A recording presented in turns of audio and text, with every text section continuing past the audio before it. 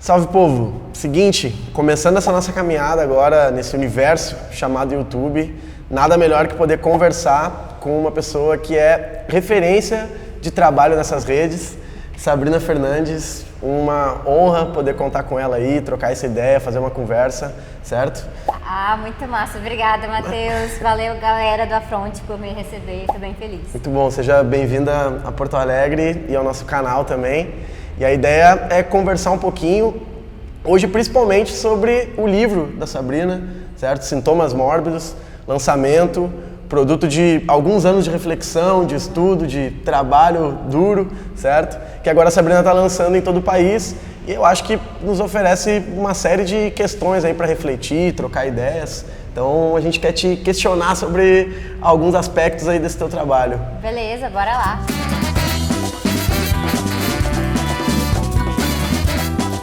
Como que a tua trajetória acadêmica, esse teu percurso de pesquisa, de reflexão, te influenciou na tua opção militante também, de ir para disputa nas redes sociais, para disputa ideológica mesmo através do YouTube, já que tu trabalha com essa ideia de crise de praxis, né? E as organizações de esquerda desprezam muito ainda esse tipo de ferramenta para o seu trabalho cotidiano. Então, logo ali a gente ficou pensando, crise de praxis, YouTube, a militância da Sabrina focada ali, como que esse teu trajeto, assim, costurou esse teu espaço de atividade, assim, o que tu tem para nos dizer sobre isso? Bom, eu fui parar no YouTube meio por acidente, eu não planejava, na verdade, assim, sempre falei em público, sempre gostei e tal, fiz teatro na minha vida, professora, a gente acostuma, mas a câmera me dava um medo, então, assim, foi mais por incentivo mesmo de pessoas, do Thiago, do meu irmão, que também tem um canal no YouTube, né, o Cifra Oculta, falando, não, tenta essa mídia, porque a gente está fazendo essa disputa ela é real. Eu acho que junho de 2013 deu uma chacoalhada na esquerda em perceber que não estava presente nos espaços, nem nas redes, e já não tem um aparato hegemônico de comunicação, como é que a gente penetra, né, nesses outros meios. Então deu uma chacoalhada e é uma crítica que faz há muito tempo. A gente tem quase uma ausência de estrutura de comunicação na esquerda, principalmente se a gente for contar a esquerda radical, né? Lógico que tem a questão da grana, que a gente não faz acordo com as grandes empresas e tudo mais, então é difícil ter grana para montar uma estrutura, mas eu acho que existe um desdém também relacionado a isso. E eu estava sempre publicando coisas em blogs, estava publicando coisas no Facebook, e aí o meu irmão e o Thiago falavam, não, mas tenta o audiovisual. E aí eu parei para realmente entrar no YouTube e ver como é que estava a questão do YouTube com a direita. Eu sabia do Olavo, eu sabia de algumas figuras, sim, mas eu fui dar uma mapeada. Eu falei, caraca, eles são mais hegemônicos do que eu pensava. No Brasil ou em outros países também fez essa pesquisa de forma mais ampla? Lá fora também. E lá fora já tinha algumas coisas que eu já estava lendo sobre o algoritmo do YouTube, né? O pessoal falando, olha, o YouTube ele tem uma pegada um pouco mais polarizada. Então a pessoa começa... um exemplo que eu cito, a pessoa começa olhando uma coisa sobre como fazer uma horta em casa, ela termina vendo um vídeo sobre ecoterrorismo. Então tem muito dessa coisa. E lá fora eu já acompanhava alguns canais, mas eu sempre cito ContraPoints da Natalie Wynn, que é muito massa. Mas, assim, no Brasil tinha uma ou outra iniciativa e também totalmente independente, né? Essa dificuldade da esquerda realmente ver que aquele é um nicho poderoso. E uma coisa que eu recebi muito quando eu comecei é que o pessoal achava que assim, não, tá vendo? Que bobeira essa coisa de YouTube, pra que você vai dar bola pra isso aí? Sim. E isso é totalmente entregar o espaço de bandeja, e é um espaço que é disputável. Eu não acho que a gente vai conquistar e a gente vai ser hegemônico no YouTube, porque o YouTube é uma plataforma capitalista. Claro. E a gente realmente não tem a estrutura econômica, a gente também está fazendo outras coisas. E também lembrar que a nossa militância não pode se resumir a fazer uma coisa aquilo ali. Tipo assim, o Nando Moura pode só ligar uma câmera e falar a merda que ele quiser. Mas nós que somos da esquerda socialista, o YouTube ele tem que ser uma ponte.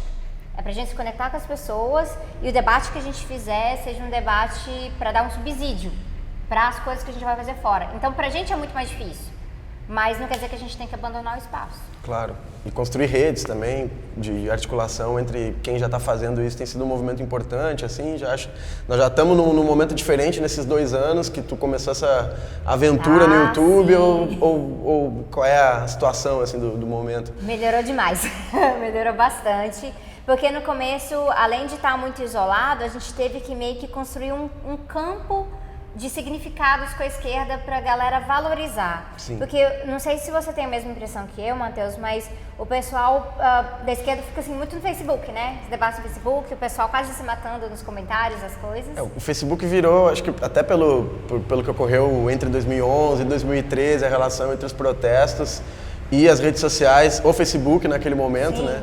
Já tinha o Twitter também, mas o Facebook era o espaço. É onde você marcar o evento, né? O evento, a concentração vai ser no local tal. E já que a gente entrou um pouco nessa discussão sobre junho, né? O ponto de partida conjuntural do teu livro é junho de 2013 e, na realidade, junho é o ponto de partida de tudo que é análise, né? Sim. Se for ver agora o Democracia em Vertigem, eles qualificaram junho como o abalo sísmico. E ficaram por ali, né? E ficaram por ali. Acho que vale a pena assistir Democracia em Vertigem. Eu achei um baita documentário, principalmente nessa perspectiva de denúncia internacional do golpe, do que aconteceu no Brasil nos últimos anos, mas vale a pena a gente também criticar alguns pontos, né? Aprofundar. Junho, acho que é um deles. Junho é o ponto de maior drama na esquerda, né? Pois é. Porque todo mundo tem uma visão muito apaixonada. Especialmente porque se você estava em junho, fazendo uma coisa sobre junho, aquele universo te marcou como pessoa também, como escola de militantes. Sim. Então a gente se apega de uma forma. Pois então, tem duas declarações que eu sempre utilizo, assim, para começar alguma conversa sobre junho, que é a do Lula, 24 de janeiro do ano passado, quando ele estava indo para o julgamento aqui, que disse que tudo começou em junho, e a do Bolsonaro também. Quando ele ganha as eleições, tem uma entrevista que ele diz, o despertar do povo foi em junho de 2013. E eu acho que essa localização agora na polarização atual está fazendo, no campo da esquerda radical ou dos ativistas, ficar uma relação ou entre regozijo, ressentimento, enfim, e a gente está perdendo uma discussão interessante, que é de que tipo de potência o junho ainda desperta, né? Então, de que forma que tu está trabalhando isso? Dá para dar um spoiler aí do livro, ou, enfim... Eu penso assim, eu não tenho no livro assim, uma definição de junho. Junho é algo transversal. Eu vou costurando no livro de várias formas, porque é o marco conjuntural. Sim. Ele é marco conjuntural e eu não digo que assim, as coisas começam em junho. Não, junho muita coisa transborda. Não tem mais como esconder, não tem como mais esconder que a corrupção é uma questão que permeia a forma como a maior parte da sociedade enxerga a política institucional. A gente tem que lidar com isso a partir de junho de 2013. A partir de junho de 2013, a gente tem que lidar com a crise de representação. Não quer dizer que ela começa ali. Ela já existia. Inclusive, eu diria que ela até é um fator tradicional da democracia burguesa. A crise de representação, ela surge de uma forma ou de outra. E aí, junho tem um texto que eu acho que está até no blog Junho mesmo, eu tenho que até... O blog Junho, tá vendo? O blog Junho. É do Gajanigo, que é Junho como Enigma. Sim, sim. E esse palavra enigma, é isso, eu acho que a gente tem que aceitar Junho como enigma e a partir disso aí a gente tentar desvendar o que se abriu. Uma ferida se abriu ali. E aí o que a gente vai tirar proveito? E aí tem um trecho do Gramsci, que essa é a coisa curiosa, quando junho aconteceu eu estava fazendo um estudo aprofundado de Gramsci. E bem assim, lá entre 17 e 21 de junho, eu estava lendo Cadernos do Cárcere e ele falava assim, quando as massas de forma espontânea tomam as ruas por conta de uma crise econômica ou algo assim, as classes subalternas estão tentando lidar com aquilo ali, elas não têm uma direção própria. E naquele momento o governo se enfraquece, isso é Gramsci falando, muito tempo atrás, parece uma descrição de agora, do né? profeta. Sim, o governo se enfraquece e aí o complô daquela direita, o complô da classe dominante se estabelece como uma oportunidade para poder dar um golpe. Aí Gramsci fala, o que a gente tem que perguntar? Por que os grupos que deveriam dar direção aquelas massas, aquelas classes subalternas que estavam lá de forma espontânea, por que eles não conseguiram dar direção? E eu acho que essa é a pergunta que vai marcar todo o meu livro. Sim. O trecho é um trecho demasiadamente profético, então eu evito ele, porque eu acho que também fica um pouco fácil. É bom a gente tentar trazer essas perspectivas de outros cantos, e é porque o livro também surge das minhas conversas com os militantes, né, da esquerda. Mas é bem isso, por que que a gente tinha essa potência e por que que a gente entregou ela? Pois é. E até, tu falou dessa frase do Gramsci, um paralelo interessante assim que eu sempre usei na pesquisa foi os estudos do Marx sobre o que principalmente está ali no 18 Brumário, né? Sim. Onde ele usa essa coisa do enigma, que é muito semelhante, né, a forma de entender Jung. Ele diz, toda a sociedade francesa ficou impactada, se criou um enigma em torno do que estava acontecendo. E porque as classes estavam se comportando de uma maneira que não era exatamente o que se esperava. Sim. Que é algo que também ocorre aqui. Claro, que completamente diferente do que a gente tinha no século XIX, mas também de reformulação social na estrutura mesmo, né? Tipo, de novas configurações, da política, consequentemente, tomando uma outra forma. Só que o que eu acho interessante que ele dizia é que não se preocupava em debater as circunstâncias que geraram aquele processo. E aí, quando a gente pensa circunstâncias de 2013, nós chegamos, obviamente, numa análise crítica do que foi a experiência do PT também, né? Então, pensar hoje, pós-junho, esse lugar, né, da relação nossa, da esquerda radical com o Partido dos Trabalhadores, aí já entrando um pouco no tema que tu desenvolve no artigo que a gente estava comentando antes, que é... Depois vamos deixar no link ali todos os artigos, enfim, que a gente está citando. É um artigo pré-tese 11, antes do canal surgir, na verdade. Pois é, mas vale a pena ler. Eu reli hoje ele, achei ele super atual. A melancolia da esquerda fragmentada. Exatamente. Lá no blog Junho. Então, ali tu colocava esse lugar do PT e as dificuldades da esquerda radical superar isso. Sim. E eu pensando aqui em Porto Alegre, por exemplo, da nossa experiência, de quais eram os grupos que atuavam aqui, eu sempre achei um parâmetro interessante o que o Chico de Oliveira chamava de rancor surdo.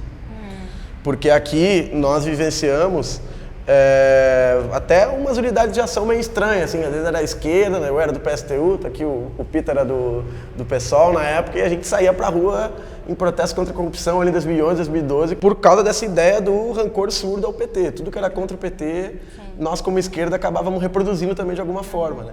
Hoje, felizmente, já estamos num processo de superação daquela experiência, mas esse processo ainda segue. Com o governo Bolsonaro, numa situação completamente distinta. De que forma que tu está enxergando essa situação, essa relação? Essa relação ela ainda persiste, de uma forma ou de outra. Eu penso assim, sintomas mórbidos vêm da análise do interregno de Gramsci, né? O velho está morrendo, o novo não está pronto para nascer. E aí acontece muito da esquerda, que é a esquerda que está à esquerda do PT, então que eu chamo de esquerda radical, que é muito diversa, fragmentada, ela mesma, de se posicionar de uma forma que está vendo o velho, que é o PT, está morrendo, o novo somos nós, e o velho não está deixando a gente nascer, tá vendo? O PT hegemoniza todos os espaços, o PT coopta isso e aquilo. E aí, quando eu ia fazendo as entrevistas, e nas etnografias também, quando eu estava nas manifestações, ocupação e tudo mais, e eu conversava com a galera, eu sentia que as pessoas falavam isso, o PT atrapalha muito, mas ao mesmo tempo elas falavam, a esquerda precisa parar de disputar só o quadradinho, ela precisa olhar que tem muito mais para além do quadradinho. E as mesmas pessoas falavam isso junto. E eu falei, não é meio contraditório, então? Lógico que o PT tá ali. Esse é o papel de qualquer organização que propõe o seu projeto para a sociedade, vai tentar hegemonizar. Então não é por maldade que o PT hegemoniza. O PT tem um projeto que é distinto das outras organizações. É bom a gente tirar um pouco dessa personalização que eu acho que atrapalha a análise. Mas de outra forma, a gente ficou disputando esse quadradinho. E aí o Bolsonaro viu que estava sobrando, o MBL viu que estava sobrando. E aí tá na hora da gente pensar quais são esses espaços que a gente podia estar atuando e que a gente entregou como se fosse um espaço do PT porque era uma base eleitoral e não foi lá ver que a gente podia estar lá pressionando com uma base organizada, orgânica, que viesse a compor uma militância forte. Sim. Pois é, porque aí, no caso, é deixar de tratar como, dentro da perspectiva que tu coloca, tipo assim, como uma régua definidora para onde se direciona a política, né, como, em essência, bom, se está de um lado ou do outro. Se o PT está fazendo isso, eu tenho que fazer aquilo, né? Tem muito disso hoje ainda. Sim. entender mais no âmbito da estratégia, dessa recomposição que a gente está articulando, que aí eu acho que entra um outro conceito que tu trabalha, né, que me parece, que é essa ideia da despolitização, né? Porque, por exemplo, se a gente pega o exemplo de Porto Alegre em junho, mas até de São Paulo, de outras cidades, o PT sequer é hegemônico, né? Nos espaços de articulação do movimento. Eu vi isso muito em relação a Belo Horizonte, por exemplo. Belo Horizonte conseguiu dar uma direção em junho de 2013 muito diferente, Sim. porque já tinha uma articulação que era bem fora da institucionalidade, uma articulação que passava pelo Comitê dos Atingidos pela Copa, que tinha uma força muito forte, a questão do Fora Lacerda lá. Então, assim, cada cidade teve a sua peculiaridade. Então, não dá simplesmente para o pessoal fazer, por exemplo, essa leitura do Lula. Ai, olha, junho foi antipetista, junho estava queimando bandeira do PT e o golpe nasceu ali. Claro. Aí eu vou te dizer assim, foi uma demanda que quando eu falei pra gurizada do Afronte, enfim, outras militantes mesmo, que já conheciam um pouco o teu trabalho, e quando a gente falou que ia ter entrevista, a turma demandou a gente trabalhar essa questão da fragmentação. Sim. Por quê? Por dois aspectos. A gente está numa situação que está cada vez mais difícil, né, para a juventude, para os trabalhadores, para quem está militando em movimento social, e se esperava, digamos assim, que a esquerda tivesse uma perspectiva mais unitária, ou as relações melhorassem a partir disso. E a galera reclama muito nos espaços de militância, A esquerda não consegue se unir. E aí vem aquele bordão antigo, que a esquerda só se une na cadeia, ou nem na cadeia, porque, enfim, na cadeia. Eu não gosto muito dessas coisas, acho que a gente tem que tentar tratar... É uma visão muito romântica de unidade, Pois muito romântica, de vamos pegar na mão aqui e vamos fazer uma bandeira que é tipo um retalho de todas as outras bandeiras, está vendo? A gente está unido contra esse grande inimigo. E aí você atropela, você tratora o que faz a gente ser diferente, que não é bobeirinha, não é briguinha de jardim. Tem projetos políticos que são distintos e a unidade, a partir disso, só vai ser feita a partir de síntese, ou seja, a gente tem que resolver. Por que que tem gente que acredita que é possível governar com os bancos e porque tem gente que fala que não, que a gente tem que abolir os bancos privados. Então essa é uma questão que não é qualquer coisa, não é uma picuinha. Sim. Então a gente tem que poder fazer esses debates. Eu acho que mesmo entendendo a pauta antifascista como central, ver que, olha, se a gente não puder criticar, se a gente não puder levantar esse tipo de ponto, a gente não vai conseguir demarcar a diferença entre governar com banco e governar sem banco. E por que que governar sem banco é o caminho que a gente na esquerda radical defende. Mas aí tu tá falando dessa relação entre esquerda moderada e esquerda radical, que são os dois conceitos como tu define, assim, do modo geral, né? Mas vamos tentar entrar um pouco no ponto assim, no interior da esquerda radical também tá muito difícil. E eu tenho um outro texto teu que eu acho bem interessante, que ainda é do blog Junho também, que fala o desafio da solidariedade. Né? Então, a turma reclama muitas vezes do próprio ambiente, que tem pouco oxigênio, enfim. Conversando com alguns companheiros, a gente estava tentando falar alguma coisa assim, tipo, precisamos de uma biosfera saudável da esquerda para poder dar continuidade mesmo para a galera que chega, para poder se tornar atrativo, não só por um problema aparentemente ético, enfim, não, uma necessidade da luta mesmo, de formulação, estamos diante de grandes desafios agora e, bom, nesses protestos que a gente teve agora no 15M, no 30, não foi do jeito que poderia ser, digamos assim, desde o ponto de vista da esquerda articulada na rua e construindo frente e tal, dentro da esquerda radical mesmo, sabe? E, tipo, como é que a gente... entre moderados e radicais eu acho que é mais tranquilo o debate, mas... Mas entre os radicais eu acho que a gente tem um problema de principismo também, que é muito forte. Tipo, não ando com aqueles ali porque aqueles lá andaram com aqueles outros, então tá contaminado. Então, isso é algo que eu vejo com muita frequência no discurso. E aí a gente tem que falar que tem, dentro dos sintomas, que são sintomas da esquerda radical, tem a questão que tem vanguardismo, tem sectarismo, essas coisas realmente existem e a gente precisa poder tratar delas. Essa lógica você anda com uma pessoa que não é minha amiga, então, portanto, eu não posso fazer política com você, é não tratar porque que as organizações têm visões diferentes de como se formam as suas alianças no dia a dia. Eu acho que isso a gente conseguiu ver muito nesse processo, quando se deu o golpe, como é que a esquerda radical reagiu ao golpe de forma fragmentada. Então, teve tanto, não, vamos denunciar a questão do golpe, aí teve os que você vaiam todos, não, é tudo corrupto mesmo, e teve, não, mas depois que a Lava Jato cumpre um papel importante, e foi ficando, né, essas visões, e a gente ficava assim, tá vendo, é um absurdo que tá falando aquilo ali, é um absurdo que tá falando aquilo lá. E sem entender muitas vezes, por exemplo, que muitos falavam que vamos se livrar de tudo logo, pensando que não, mas olha, o Temer estava junto, o PT colocou para dentro, essa é aquela contradição.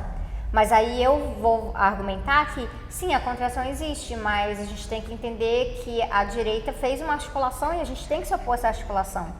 A gente não vai conseguir derrotar um projeto de esquerda moderada pela via da direita, tem que ser pela via da esquerda. Então, para mim, foi um erro de avaliação que foi feito ali. Só que a gente tem muita dificuldade de poder fazer esse debate de forma honesta, sem ser xingado. Claro. A gente tem que falar essas coisas. Eu acho que é uma coisa que atrai um pouco o público ali no Tese 11, até para o livro. Eu sou muito franca com as dificuldades da esquerda. Sim. É um livro de colocar a esquerda no espelho, eu inclusa, e ver, cara, tem umas coisas que a gente faz que a gente precisa melhorar. Assim, se a gente não conseguir se colocar, às vezes, no divã e fazer uma autoanálise, como é que a gente vai sair dessa posição em que boa parte da sociedade não vai conseguir compreender, porque a gente não se autocompreendeu.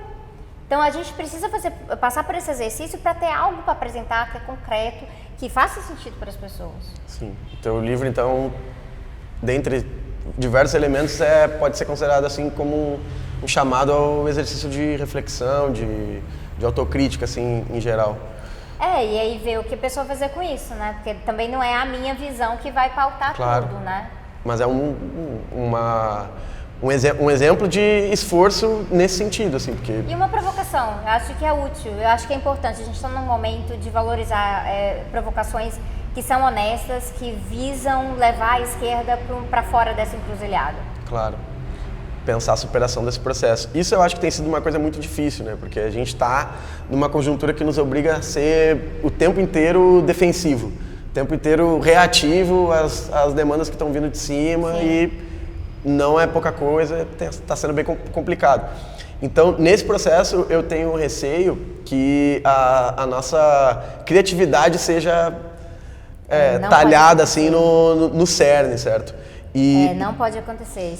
Isso é a pior coisa que pode ser feita. Porque aí fala assim, por que vocês estão cuidando dessas outras coisas? Tem essa outra luta, esse negócio aqui horrível que o Bolsonaro acabou de fazer. Cara, nossa obrigação realmente é tentar lidar com tudo. Não vai dar para escolher. Então, aqui que é o momento da gente trazer mais militantes e fortalecendo, porque com mais pernas a gente consegue fazer mais coisa. Certo. E agora, assim, pra gente ir fechando, uma pergunta mais no campo da política, mesmo da conjuntura. De que forma que tu tá enxergando esse esforço já agora, 6 meses de governo, esse esforço de resistência, de proposição em alguns campos por parte da oposição? Qual a pauta que tu acha que enfim, o mote pra gente ir pra rua, fazer um trabalho de organização de base mesmo, de recompor as nossas forças sociais, assim, por qual caminho do ponto de vista da política, assim?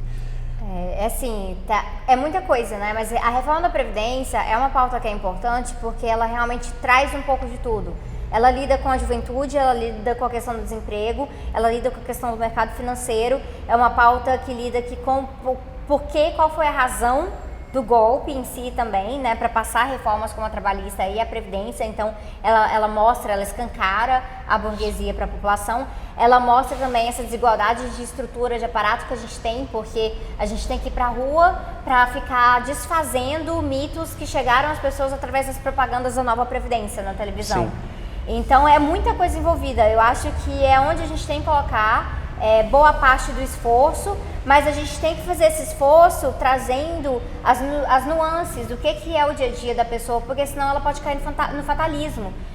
Eu lembro esses dias eu estava no supermercado, eu estava conversando com a pessoa que estava no caixa assim, mas eu trabalho tanto, eu sei que não está nem no meu destino poder se aposentar. Sim. Então, para que essa pessoa vai se mobilizar? Claro. Então, a gente tem que mostrar que, na verdade, está entrelaçado, que se é um projeto econômico, tem a ver com falta de creche, tem a ver com inflação dos alimentos, tem a ver com veneno nos alimentos. As coisas estão umas com as outras. É muito mais uma questão da gente escolher assim, essa é a pauta que vai abrir um debate e aí a gente vai pulverizar para outras, porque senão a gente não pode ser assim, uma esquerda que só fala da reforma da Previdência também, Sim. apesar de ser importante. Eu li ainda ali em 2012, 2013, uma análise de alguns ativistas da Europa, a turma do Comitê Invisível, não sei se você conhece. Dizem que o Negri é vinculado a eles. Agora, sim. Pois então, e eles falavam uma coisa bem interessante, que a esquerda europeia tinha sido derrotada na luta contra a austeridade porque entendia apenas as pautas e o conteúdo delas, não conseguia mostrar para a população que o que estava em jogo era tipo um novo modo de vida, né? Enfim, esse aspecto da análise é uma outra sociedade. Eu acho que se a gente conseguir dar um jeito assim de desenhar o que é o mundo distópico pós tudo que o governo Bolsonaro quer implementar, eu acho que o pessoal vai ver que não tem escapatória a não ser fazer luta. Sim. Então, fica uma mensagem de que, diante dessa situação, nós não podemos perder esse horizonte estratégico em diversos campos, seja da criação prática mesmo, né, do movimento, de pensar projeto mesmo de sociedade, de não perder esse viés, não deixar que esse nosso fechamento agora em defesa dos direitos, enfim, impeça que a gente perca esse viés utópico, assim, Não, é totalmente importante. Não tem como você fazer uma boa defesa sem ter um excelente ataque. Senão você vai ficar ali, né, só tentando segurar. Claro. A gente, toda vez que a gente, por exemplo, ano passado mesmo, na época do segundo turno, quando a gente estava fazendo vira-voto e tudo mais, mas o que tem de melhor? A gente tem que poder apresentar a nossa alternativa. Porque não é uma questão assim de, não, o problema é o Bolsonaro. O problema não é o Bolsonaro, o problema é a classe dominante. E também não serve se vier uma alternativa marromeno aí, que não é o Bolsonaro, que melhore em algumas coisas, né, que seja menos conservador, algo assim, mas continua normalizando a classe dominante. Sim. Então a gente tem que apresentar a nossa alternativa de qualquer maneira. E aí entra a questão que, para isso, a gente precisa poder falar da crítica dos governos passados, a gente precisa poder falar disso porque o nosso projeto é distinto daquele. E aí tem essa questão assim, né, tem a questão do Lula livre, da liberdade do Lula, a Vaza Jato, e o que a gente pode fazer com isso aí, né? Tem muita coisa importante no sentido de escancarar para pessoas que estavam meio que no meio do caminho e não tinham percebido, né, o tanto que a gente tinha razão no que a gente denunciava nesse processo e que nem era toda esquerda, né? Uma parte da esquerda que falava disso e uma parte da esquerda, inclusive, instrumentalizando, né? Para, por exemplo, equalizar que a liberdade do Lula tinha que ser querer Lula presidente e aí barrava outras alternativas. Mas tem um sentido importante de uma oportunidade de politização aí. Ajuda mais se a gente entender como é que a gente mobiliza a partir disso. Não dá para ficar só no eu avisei, a gente estava certo, é uma dessas questões. Eu não tenho nenhuma confiança no judiciário. Então, o que é feito a partir disso, que são provas que são obtidas de uma forma que talvez o judiciário não possa considerar. Então eu não entro muito nessa questão que o STF vai fazer ou não. Mas eu sei que mesmo com isso, a própria base da esquerda não tem se mobilizado para além de votar no Lula caso tiver uma outra eleição. Aquela coisa de realmente ir para a rua, pedir a soltura dele é algo que a gente não vê. Sim. Tem um acampamento em Curitiba, marchas de um movimento social ou outro, mas a coisa é bem assim, dentro da bolhazinha ainda de esquerda. E com um aspecto geracional também bem forte, né? Sim, apesar de ter assim, tem uma parte da juventude que se mobiliza, mas ela também está tentando lidar com a própria precarização, claro, suas próprias dificuldades, não dá para ficar só nessa pauta. E é algo para a gente falar realmente, pedir Lula livre não equaliza pedir todas as outras coisas. Lógico que a liberdade do Lula é essencial para a gente tratar da questão desse processo de intervenção na democracia liberal no Brasil. Eles fizeram uma intervenção para realmente mexer na questão das eleições. Mas uma coisa não é substitutiva da outra, né? Não dá para simplesmente substituir. Então, é uma das pautas. Eu não sei se a gente tem uma perspectiva no Brasil realmente de pedir eleições a partir disso. A gente não conseguiu nem pelo golpe. Nem com o Pois é. Temer. Como é que tá o nosso poder de mobilização Claro. aí? Ainda mais ali em maio de 2017 até parecia que ia rolar, né? Depois da delação do grampo do Joesley e do Temer ali, mas nem ali foi. Ah, então. cara, o Ocupa Brasília foi uma praça de guerra lá Sim. na Esplanada e mesmo assim... Então assim, a gente ainda precisa alcançar aquele ponto de ruptura. Qual que vai ser aquele tipo de mobilização da esquerda que vai virar uma chave? Claro. Porque a gente ainda não conseguiu isso. Teve uma greve geral em 2017, em abril, junho não deu certo. Essa última foi assim, muito diferente dependendo de cidade para cidade, porque dependia do fator de paralisação estratégica, transportes, por exemplo, que significa que a gente teve muito mais paralisação do que greve. Sim. Também. Então, a gente ainda não está. É algo para a gente descobrir também que tipo de mobilização é o tipo de mobilização que vai causar uma ruptura Sim. com essa normalidade nossa.